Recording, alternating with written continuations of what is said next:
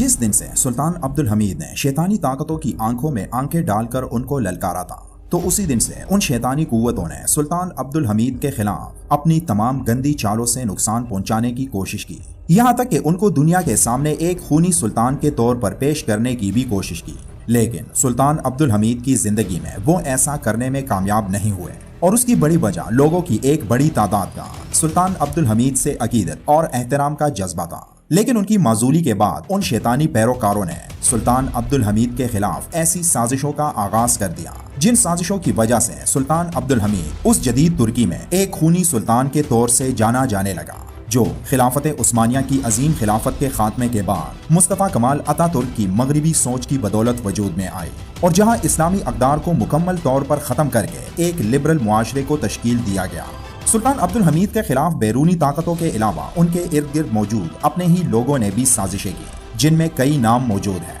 लेकिन आज हम आपको एक ऐसे शख्स के बारे में बताने जा रहे हैं जिसने सुल्तान अब्दुल हमीद से नफरत की इंतहा कर दी थी।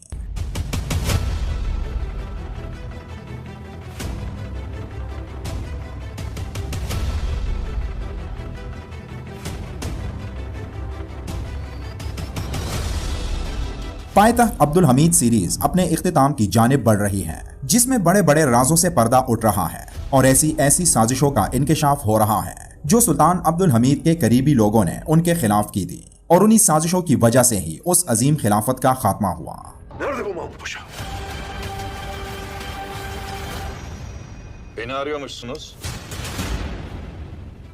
इस सीरीज में उन तमाम लोगों को एक एक करके जाहिर किया जा रहा है जिन्होंने खिलाफत उस्मानिया के खात्मे में अहम किरदार अदा किया था। उन सब में मार्च 31 की तहरीक को भी दिखाया जा रहा है, जो खिलाफत उस्मानिया के खात्मे की आखिरी कील साबित हुई थी। उस तहरीक में उस्मानी फौज ने हिस्सा लिया था और जिनकी क़यादत महमूद शौकत पाशा कर रहे थे।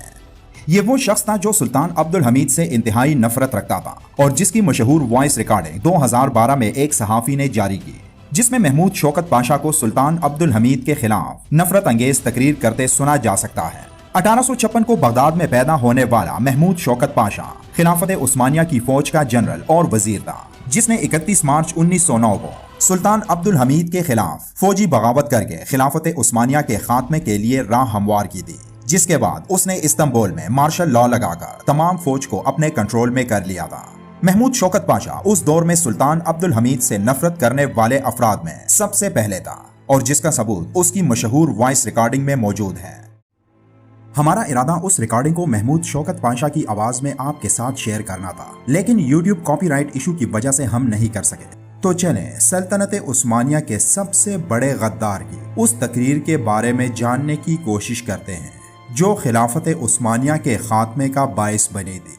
महमूद शौकत पाशा ने उस्मानी फौज के सामने तकरीर का आगाज इन अल्फाज से किया कि हमारी अजीम सल्तनत की तबाही, जिसे हमने हजारों शहीदों के लहू की कीमत अदा करके हासिल की थी और जिसके बदले वो अपनी शख्सी हुकूमत कायम किए हुए हैं, वो उल्लू जो इस्तांबुल के यल्दज महल में बादशाहों की तरह रह रहा है, वो शख्स यानी सुल्तान अब्दुल हमीद जो इंसानी खून का प्यासा है और जो यतीमों की आंखों में आंसू देखकर खुश होता है, वो इंसान नुमा जानवर जिसने अपने बुजुर्गों और अपनी अजीम तारीख जो 600 सालों से जिंदा है उसकी तौहीन की है, और जिसने अपने शिकारी फौजी दस्तों को वरगलाकर अपने पास इस्तांबुल में रखा है, वो जलील जिन्होंने अपनी नामूस को पैसों के एवज बेच दिया था और जो पैसों के एवज खरीदे जाने वाले सिपाही बन चुके हैं। वहाँ कई मुहिब्बे वतन सिपाही और कई मुहिब्बे वतन नौजवान तलबा हैं जिन्हें शहीद किया जा चुका है।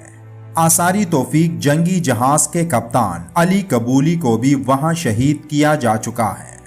वहां मौजूद मुअज़्ज़िज़ीन डर की वजह से बाहर नहीं जांग सकते।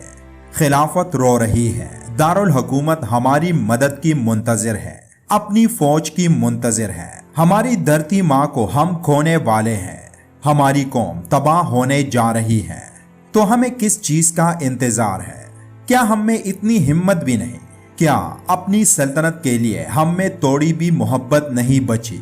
मैं अपनी तमाम दौलत, इस फौज की इज्जत और अपनी जान को इस मिल्लत के लिए वक्फ करने का ऐलान कर रहा हूँ। मुझे यकीन है कि यहाँ बहुत हीरोज हैं जो हमारे साथ हमारी आज़ादी के लिए इस्तांबुल आएंगे।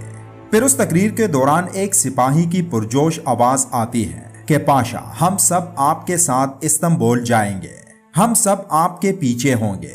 ہم میں سے کوئی بھی ایسا نہیں جو اس ملت کی بقا کے لیے اپنے خون کے آخری قطرے تک لڑنے کو تیار نہ ہو، ہم سب تیار ہیں اور آپ کے حکم کے انتظار میں ہیں۔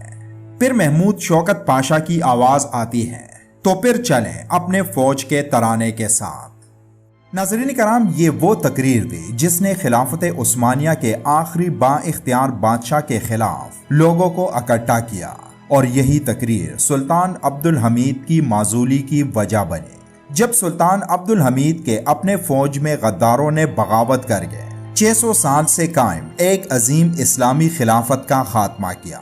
سلطان عبد الحمید کے بعد جب ان لوگوں نے اپنے کٹ پتلی سلطان کو نامزد کیا تو تب 18 مئی 1909 کو محمود شوکت پاشا پہلی، دوسری اور تیسری آرمی کا سربراہ بن گیا، جس نے حکومت اور پارلیمنٹ کے تمام اختیارات اپنے انڈر کر لیے تھے، اور جس کی وجہ سے اس کی طاقت میں مزید اضافہ ہو گیا تھا۔ اس کی سخت طبیعت اور سخت فیصلوں کی وجہ سے اسی کی پارٹی جن کی وجہ سے وہ با اختیار ہوا تھا، انہی کے دباؤ پر محمود شوکت پاشا کو استعفیٰ دینا پڑا، اور پھر اگلے ہی دن محمود شوکت پاشا ایک قاتلانہ حملے میں مارا گیا۔ جو لوگ آج بھی سلطان عبد الحمید کو ایک خونی سلطان مانتے ہیں تو وہ اسی لبرلزم کے حامی ہیں جس کی بنیاد پر ایک عظیم اسلامی سلطنت ایک مغربی فحش معاشرے کے طرز پر تبدیل ہو گیا تھا، اور وہ زمین جہاں اذان کی آوازیں گونجتی تھی وہاں مسجدوں کو تالے لگا دیے گئے تھے۔ سلطان عبد الحمید نے ہمیشہ اسلام کی حفاظت کی دعا کی تھی، اور ہمیشہ مکہ، مدینہ اور مسجد اقصی کو اسلام دشمنوں سے محفوظ رکھنے کی کوشش کی تھی۔ لیکن جس دن سلطان عبد الحمید معزول ہو گئے تو اسی دن سے مسلمانوں کا قبلہ اول یہودیوں کے قبضے میں چلا گیا، اور آج اس سرزمین پر مسلمانوں کے لیے زمین تنگ ہو چکی ہے۔